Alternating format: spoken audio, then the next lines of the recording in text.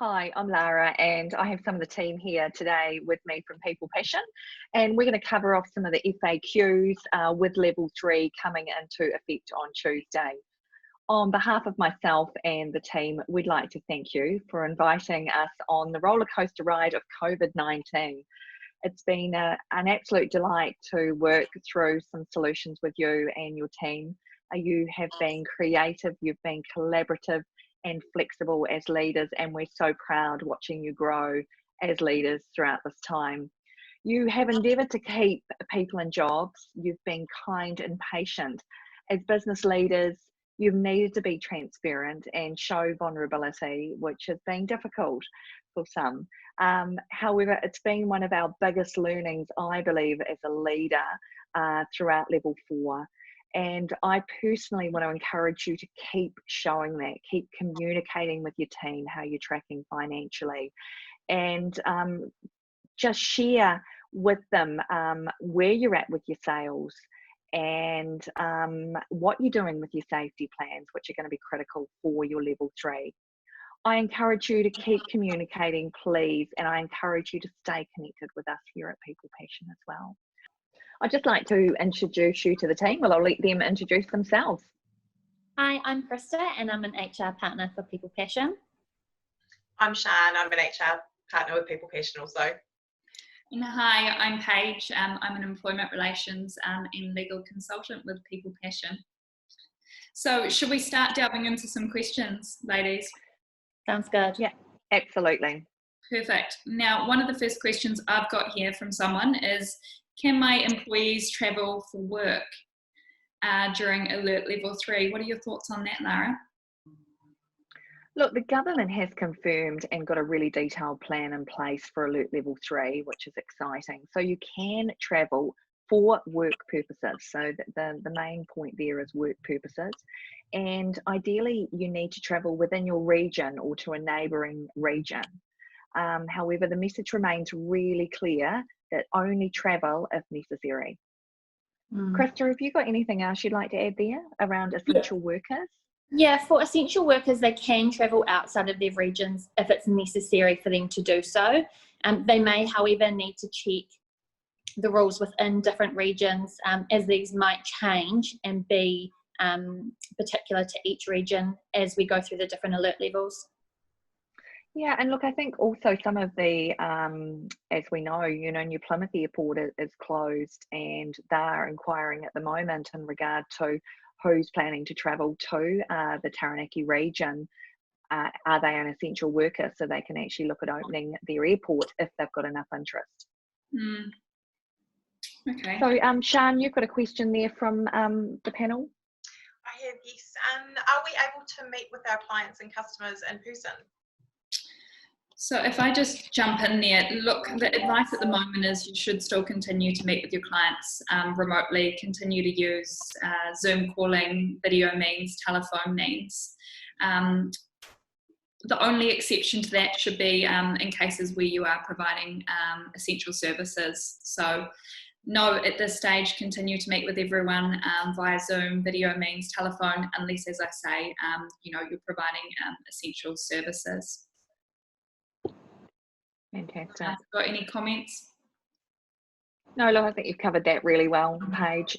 Zoom's an incredible tool, and I know personally as a team, we've managed to really utilise that and have some fun with that as well, but just staying connected is critical with your clients, and great way to pick up the phone as well.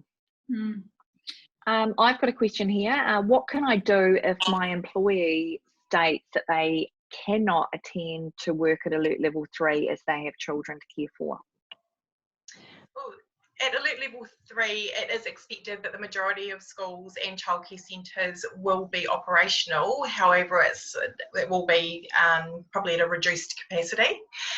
If an employee does have the functionality and ability to work remotely, the expectation is that they will do so. It may be that they may not work as effectively or have as many resources as they do at the office, but they should still be staying at home. Yeah, I agree.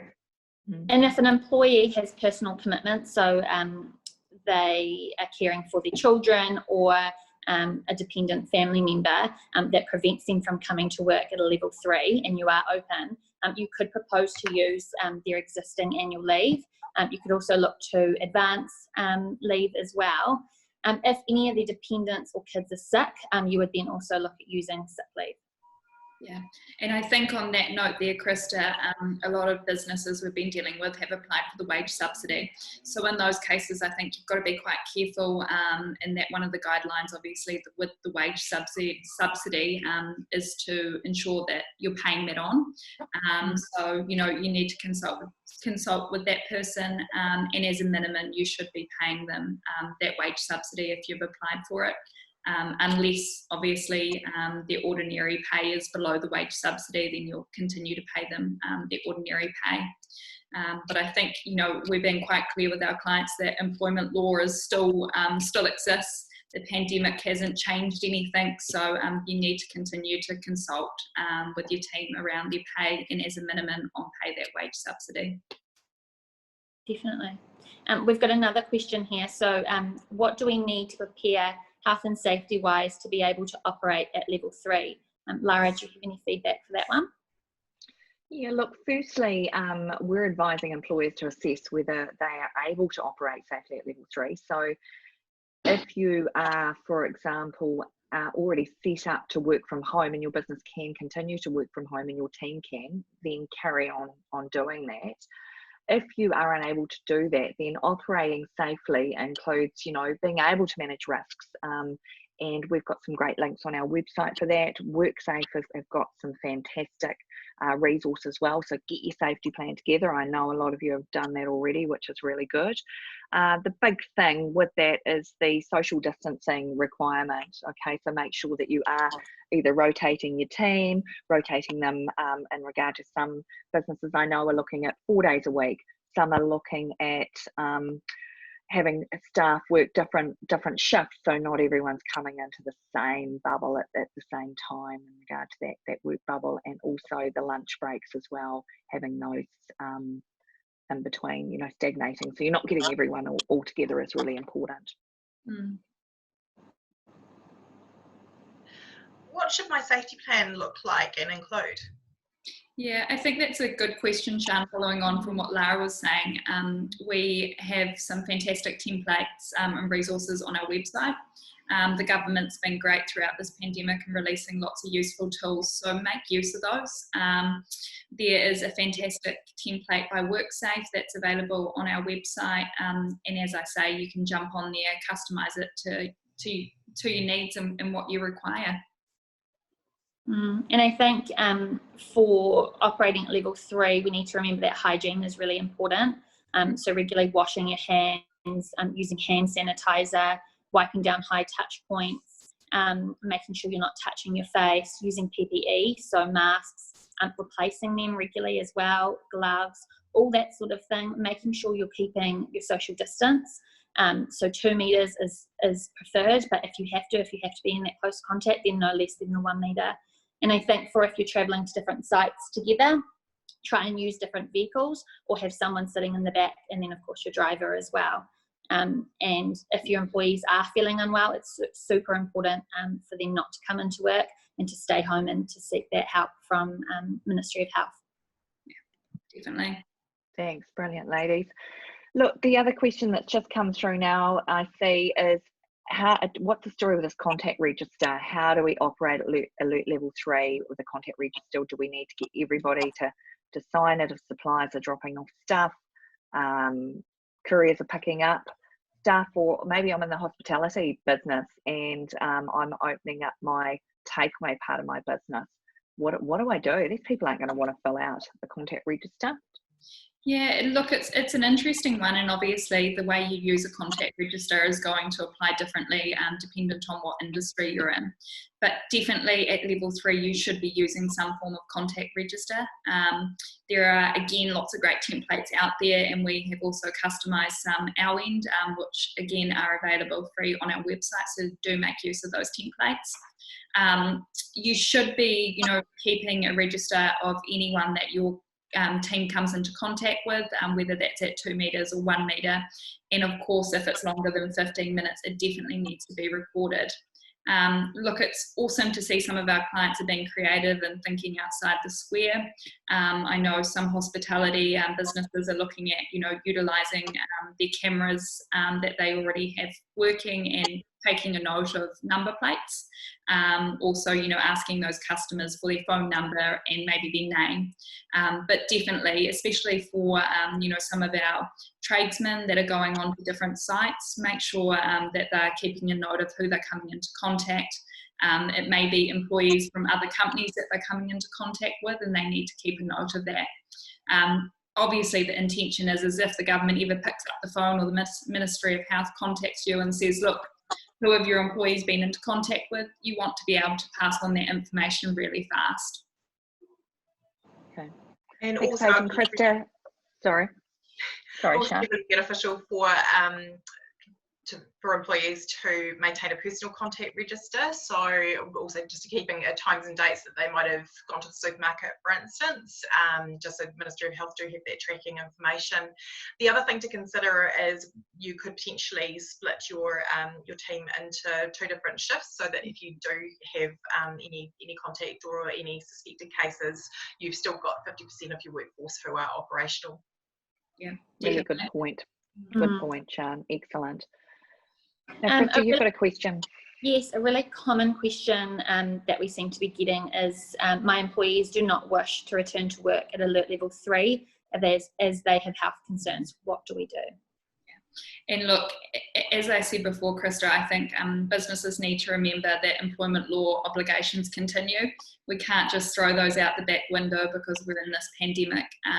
So again, obligations of good faith, obligations of acting as a fair and reasonable employer.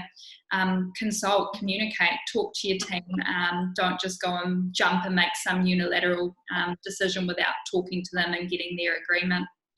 Lara, have you got some comments maybe on that? Yeah, look, we had this come up at level 4 in regard to the essential workers, where some of the essential workers couldn't come into work because they were unwell, and unfortunately they had no sick leave. So we were delighted when the government did announce the essential workers leave scheme, where there's 14 days there that they could tap into. And it was important, just an important point to note there is that if you've already applied for the wage subsidy, you can't now apply for the essential workers leave scheme. So I do agree in regard to, just understanding why they're unable to come into work and go from there. Sian, you might be able to expand a little bit more on that. Yeah, if the employee or someone within their bubble is immunocompromised or vulnerable, obviously for them, if they're going to become severely unwell, if they did come in contact with COVID-19, the ideal is that you are able to discuss your concerns one-on-one with the employee and attempt to resolve matters mutually.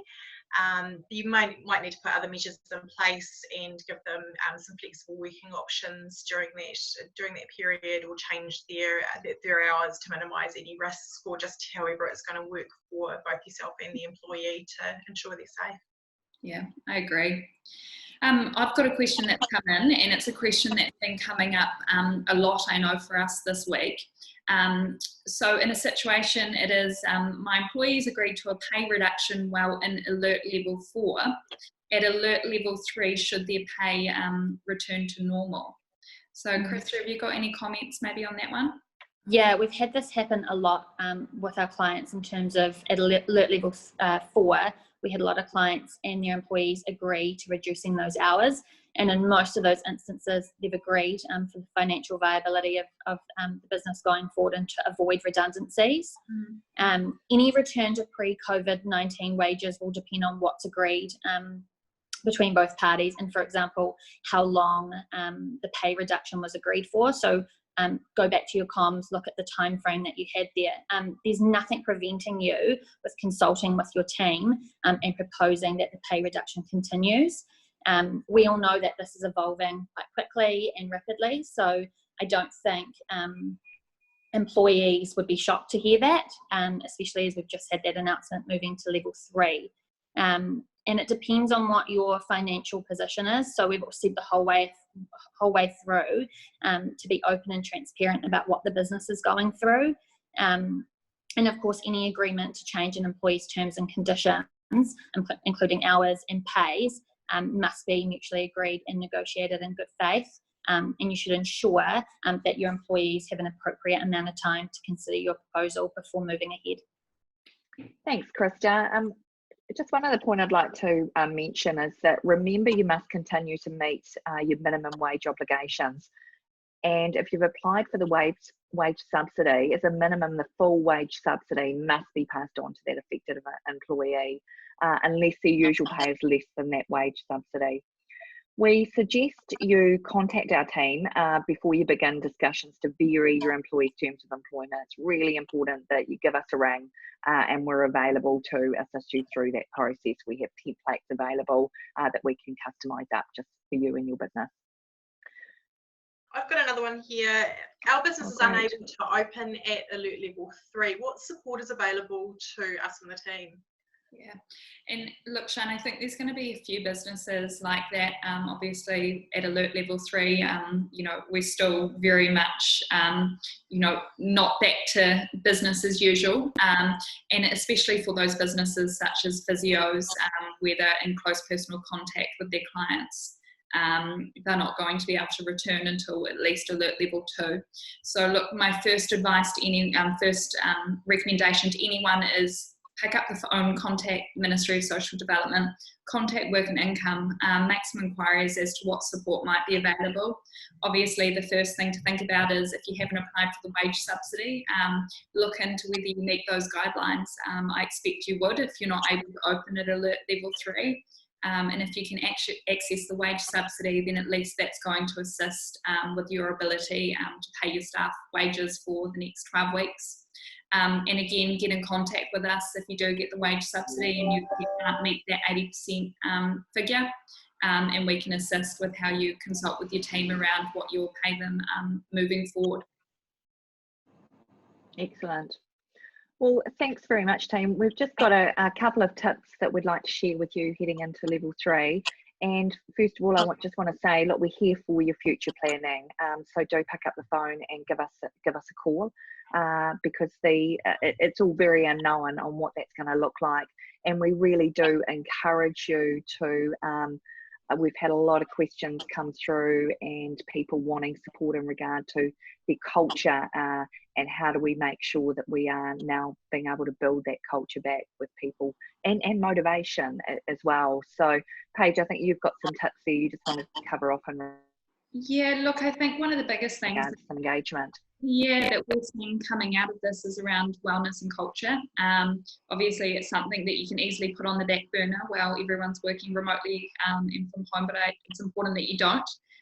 So we as a team, we've been doing some Zoom-themed morning meetings, which has been great to get everyone together, and it's hilarious looking at some of the costumes. So we've had some great themes such as crazy hats and hair, and yesterday we had a slumber party. So yeah, lots of, you know, it's awesome to see lots of businesses being creative with keeping their team engaged. Krista, have you got any ideas on some culture tips? Yeah, I think we've all enjoyed our Friday afternoon drinks on Zoom, sharing how our week's been, what our challenges might have been, but also sharing the positive as well. And what we're looking forward to in the weekend. I know we've talked about doing a walking meeting that we've all been really keen to do. So getting on Zoom or having a group phone call and going for a walk together as well has been another one that we've been looking to do. Yeah, and look, I know some businesses are even doing, you know, weekly check-ins. You can create like a survey. I know SurveyMonkey, obviously it's a free tool. Utilize those tools to check in with your team remotely. There's some great initiatives and free apps out there to do that. Important to still fun during this time. As much as you're not together, doing it as much as possible. Absolutely. Yep. Anything, Vera, you'd like to add in regard to the wellness side of things?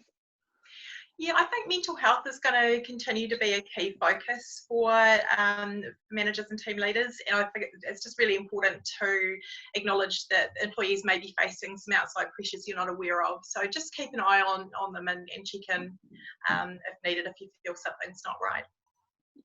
Yeah, brilliant. And also access our website, because we've got all those support pages set up with all those wonderful government free support counselling sites that they've got available. So do make those resources available to your team. Really important. Another big tool that we use as a business, and a lot of our clients are also starting to use, it's free and it takes a little bit of setup, however it's well worth it, and that's Workplace. It's an incredible communication app. I know some of you are using WhatsApp, some of you are using Facebook Messenger, some of you are using Office 365 Teams. Just find a way of communicating that's easy, that's fun, as Krista says. So yeah, no, really important. Yeah. Okay, we've got no more questions coming through. So on behalf of the team here today, thank you, Paige, Krista and Sian. I'd like to thank you very much for listening on in. And we'd like to say thank you and encourage you to get behind Anzac Day. Head out to your gate, your letterbox at 6 a.m. and we will remember them. Stay safe.